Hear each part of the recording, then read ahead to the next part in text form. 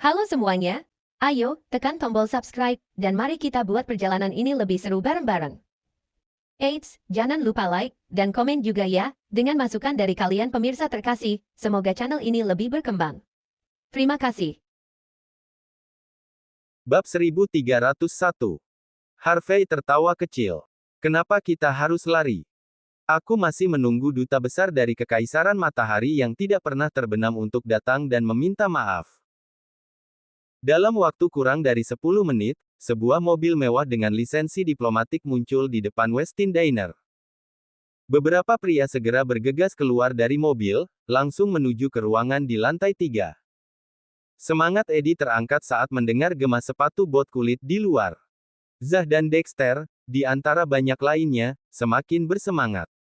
Sekelompok pria tinggi dan kuat berpenampilan barat dengan rambut pirang dan mata biru menyerbu masuk. Mereka mengenakan pakaian berlapis-lapis, beberapa bahkan memiliki rambut putih palsu. Yang memimpin kelompok itu adalah seorang pria barat setengah baya. Satu pandangan saja sudah cukup untuk mengetahui bahwa dia pernah berperang. Dia membawa aura yang kuat bersamanya. Dia tidak lain adalah duta besar Kekaisaran Matahari yang tidak pernah terbenam, Viscount Rupert, secara langsung. Dia memiliki identitas lain yang melekat pada namanya, dan itu adalah mantan wakil komandan Knights Templar di negara itu sendiri. Tetapi ketika dia sebelumnya bertarung di medan perang Euro-Amerika, dia ditakuti tanpa alasan oleh seorang pria timur. Akibatnya, dia tidak lagi berani mengangkat senjata dan terpaksa bekerja di dunia politik. Meski begitu, dia tetap menjadi legenda di mata banyak keluarga bangsawan. Lagi pula, untuk melawan pria timur yang menakutkan itu dan bertahan hidup adalah prestasi yang tak tertandingi. Rupert dan anak buahnya dengan cepat bergegas ke tempat tersebut. Ketika Eddie melihatnya, dia mulai menangis kesakitan. Yang mulia Viscount Rupert, saya dipukuli. Tolong beri saya keadilan. Tracy sangat bersemangat. Pria ini adalah seorang Viscount di Kekaisaran Matahari yang tidak pernah terbenam, seorang bangsawan sejati. Dia berharap suatu hari dia bisa menjadi istri seorang Viscount. Tentu saja, hal terpenting saat ini adalah menghancurkan pria yang berani memukulnya. Wajah bengkok Tracy berubah sedingin es. Sudah dekat. Langkah Rupert semakin dekat. Semua orang menahan napas.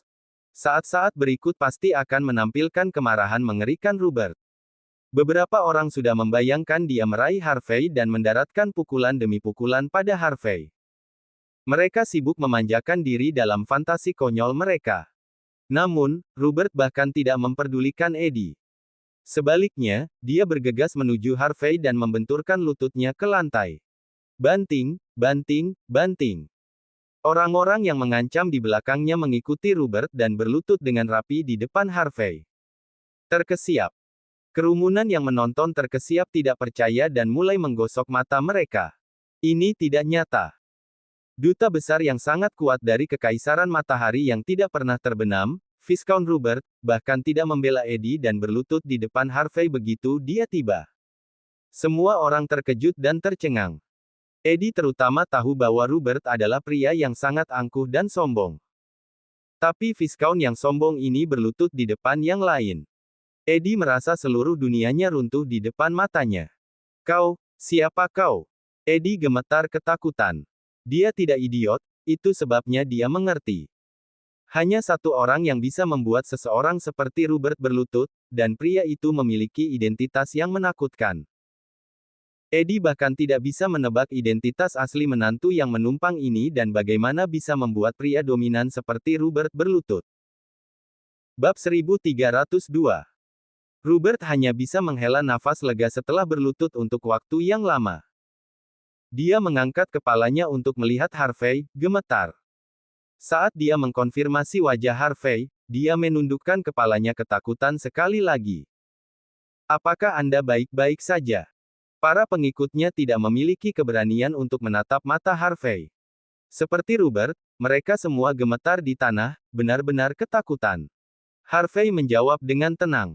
Aku baik-baik saja, tetapi orang-orang dari negaramu benar-benar berani. Mereka punya nyali untuk memaksa istriku menjual Regency Enterprise. Lalu mereka berani mengotori baju favoritku. Haruskah aku menganggap semua ini sebagai negaramu yang sengaja memprovokasiku? Tidak, tidak, tidak, tidak. Keunggulan Anda. Kami tidak bermaksud seperti itu. Tidak ada hal seperti itu sama sekali.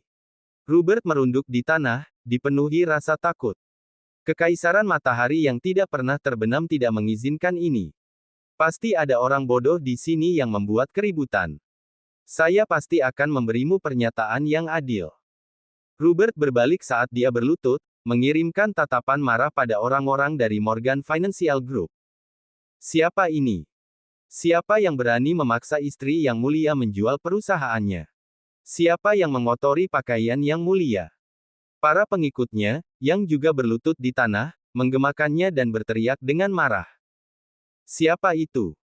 Tindakan mereka membuatnya tampak seperti orang yang melakukan semua ini telah melakukan makar. Semua orang tanpa sadar mengalihkan pandangan mereka ke arah Eddie. Pandangan Rupert menjadi hitam, dan wajahnya hampir jatuh ke lantai.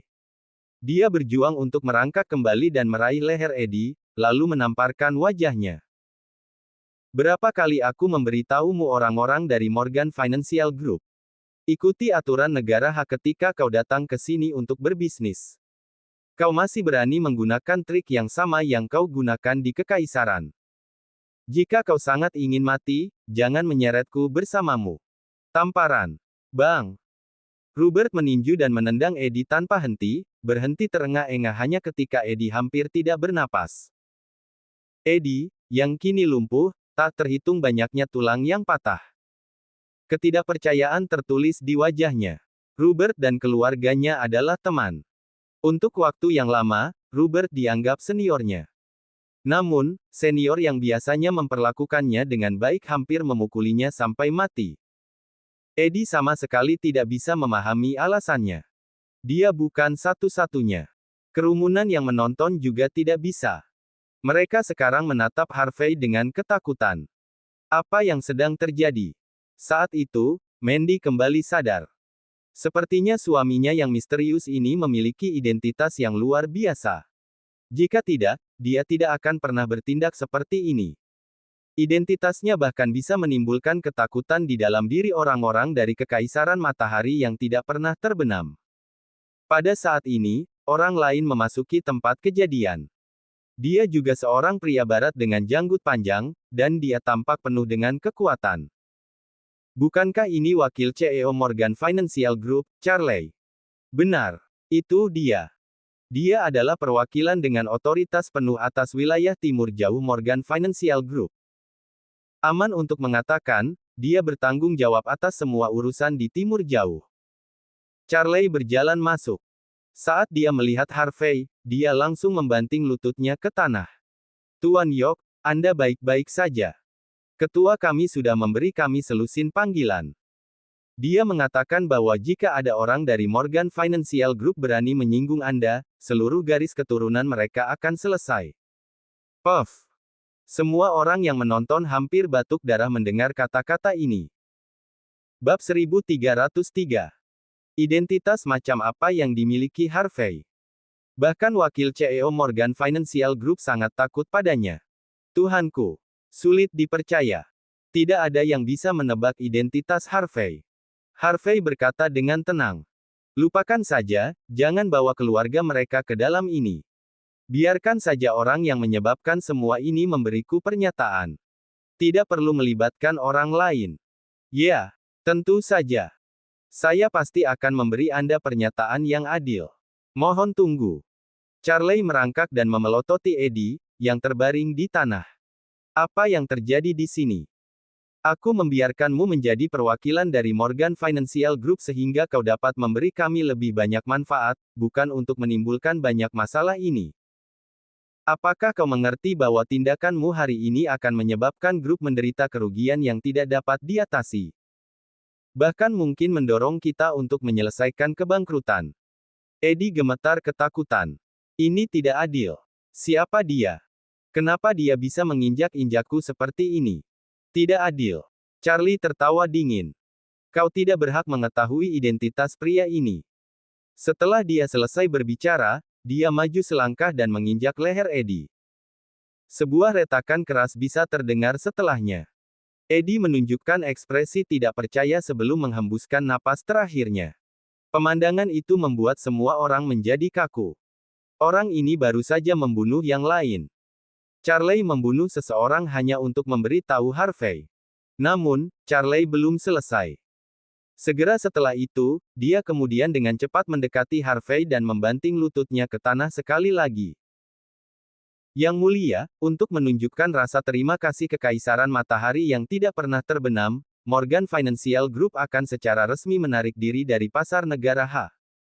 Kami tidak akan mengambil langkah di negara H lagi selama Anda hidup.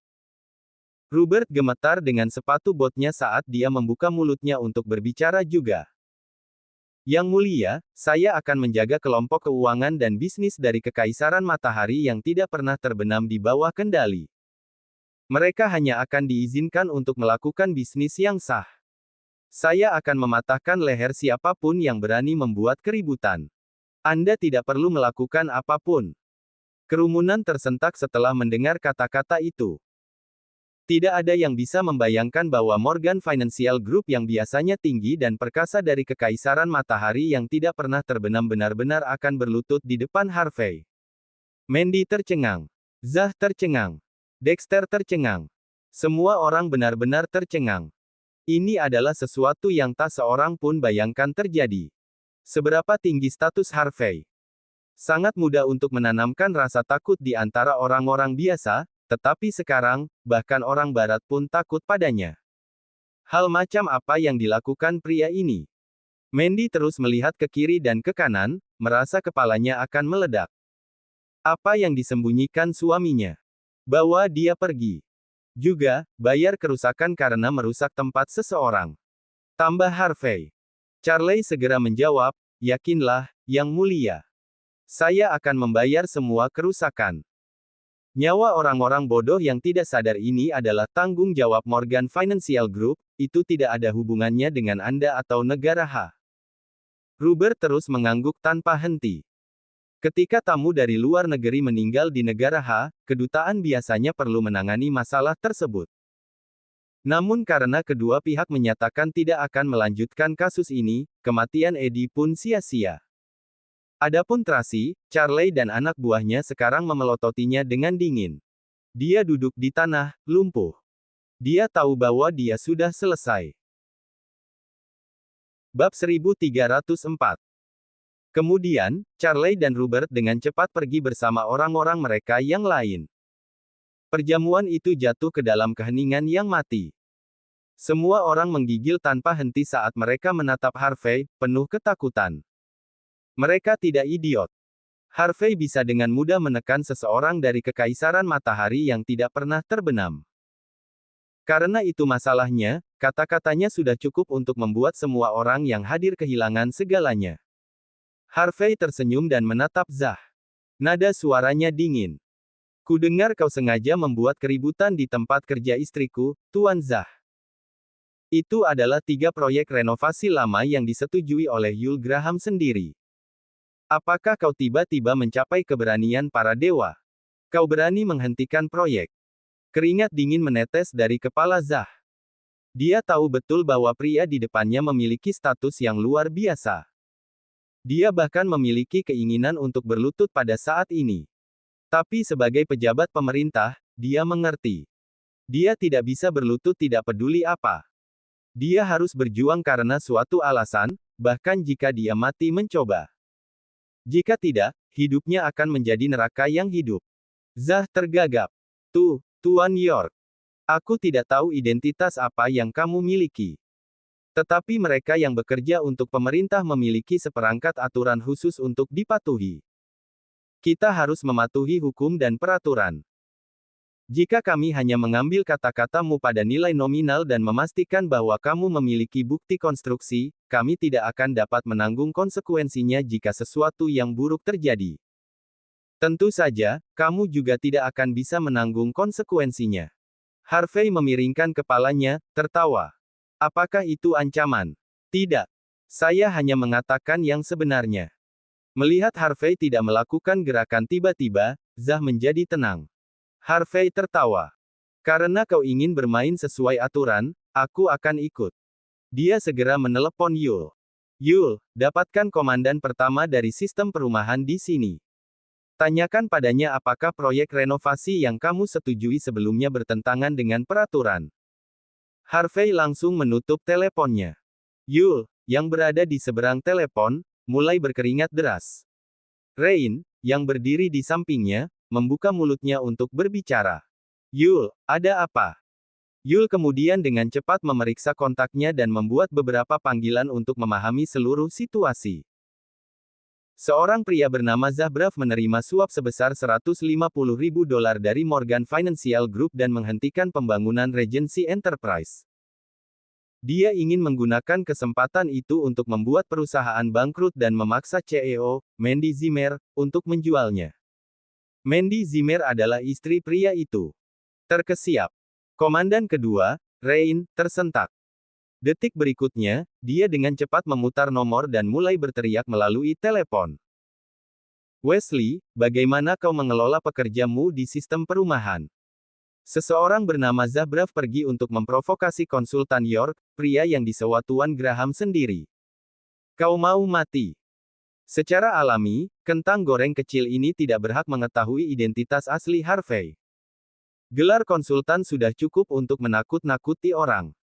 Zah menatap Harvey dengan hati-hati. Siapa yang kamu panggil? Aku memperingatkanmu, kami mengikuti hukum dan aturan Bakut. Jangan berani-beraninya kamu melakukan hal bodoh. Balasan Harvey tenang. Aku juga seorang ahli hukum dan aturan. Karena kau ingin bermain seperti itu, aku akan ikut. Yakinlah, mereka akan segera datang. Zah menyeka keringat dingin dari wajahnya. Dia dengan cepat terdiam. Karena semuanya telah sampai pada titik ini, menyerah berarti kematiannya. Ayah. Ya, cepat dan kirim pesan kepada ayah. Dia pasti bisa menekan pria ini. Tanpa pikir panjang, Zah memanggil ayahnya, orang ketiga di distrik baru Bakut. Bab 1305. Tidak lama kemudian, sebuah mobil berhenti di pintu masuk Hotel Westin. Seorang pria parubaya dengan perut besar berjalan dengan murung keluar dari mobil. Ketika Zah melihat pria itu, dia dipenuhi dengan kegembiraan. Dia segera bergegas ke depan. Ayah, kamu akhirnya di sini. Kamu harus membantuku mendapatkan kembali keadilan. Ayah Zah, Richard, membawa bau alkohol yang menyengat. Dia sedang minum beberapa saat yang lalu. Dia menatap Zah dan bertanya. Siapa itu? Beraninya ada orang yang tidak menghormatiku di Bakut. Zah masih tenang. Dia menunjuk Harvey dan berbisik. Itu dia, ayah. Tapi identitasnya tampaknya cukup luar biasa. Luar biasa. Richard menilai Harvey, lalu mendengus mengejek. Aku telah bekerja untuk pemerintah selama bertahun-tahun. Aku belum pernah melihat pria semuda ini dengan identitas luar biasa di pemerintahan. Tidak peduli seberapa tinggi status seseorang, mereka semua sampah di hadapan pejabat pemerintah. Zah menerima ledakan keberanian setelah mendengar kata-kata ayahnya. Dia awalnya berasumsi bahwa Harvey adalah sosok yang kuat di pemerintahan Bakut, itulah sebabnya dia sangat ketakutan. Sekarang dia menegaskan bahwa Harvey bukan pejabat pemerintah, dengan koneksi dan kekuatan yang dimiliki duo ayah dan anak itu, tidak perlu takut pada Harvey. Uang tidak berarti apa-apa di hadapan pemerintah. Zah memelototi Harvey dan menyalak dengan arogan. Bukankah kamu pernah memanggil beberapa orang sebelumnya? Di mana mereka? Sebaiknya kamu mendapatkan seseorang dengan sedikit status. Jika tidak, kamu mungkin harus merangkak keluar dari sini nanti. Richard, yang berbau alkohol, juga membuka mulutnya. Bajingan. Aku tidak tahu dari mana kau berasal, tetapi apakah kau tahu siapa aku? Aku orang ketiga di distrik baru Bakut. Menyinggung putraku berarti kau menyinggung aku juga. Aku menuntutmu untuk berlutut dan meminta maaf kepada putraku sekarang. Terkesiap. Orang-orang di sekitar Richard tersentak mendengar kata-katanya. Satu demi satu masalah. Harvey memiliki status yang cukup tinggi, tetapi ayah dan anak itu masih berperilaku tidak sopan. Apakah itu berarti Harvey bukan pejabat pemerintah? Kemudian, ini masuk akal. Zah tidak akan berani memprovokasi Harvey bahkan jika dia memiliki keberanian para dewa, terutama setelah apa yang baru saja terjadi dengan Eddie. Kalian berdua harus cepat dan berlutut. Jika tidak, mungkin sudah terlambat bagi kalian berdua. Tatapan Harvey sedingin es. Kau ingin kami berlutut? Apakah kau sedang melamun? Aku tidak tahu identitas apa yang kau miliki, tetapi kau harus berlutut di hadapan kami pejabat pemerintah. Apakah kau berani memukulku? Jika kau melakukannya, aku akan memastikan kau tetap berada di balik jeruji besi selama sisa hidupmu. Zah terus mengancam Harvey, seringai sinis menghiasi wajahnya. Dia menjadi sangat arogan sekarang karena ayahnya bersamanya. Tepat pada saat ini, seorang pendatang baru memasuki tempat kejadian. Ayah dan anak itu tanpa sadar melihat ke arah itu, dan ekspresi mereka berubah panik segera setelah itu. Zah bingung. Tuan Norris. Mengapa kamu di sini? Richard bergegas. Tuan Norris, lama tidak bertemu. Komandan pertama dari sistem perumahan Bakwood, Wesley Norris, mengatupkan giginya dalam kebencian dan kemarahan begitu dia melihat keduanya. Dalam perjalanannya ke sini, dia telah memahami keseluruhan cerita. Dia juga tahu segalanya tentang tindakan Zah terhadap Regency Enterprise. Wesley mengabaikan Richard, sebaliknya berbalik untuk menatap Zah dengan marah. Zah Braff. Kau dicurigai menerima suap $150.000 dari Morgan Financial Group untuk dengan sengaja merusak ekonomi pasar Bakwood. Mulai hari ini dan seterusnya, kau dipecat dari sistem perumahan. Polisi akan meminta pertanggungjawabanmu ketika hari berikutnya tiba.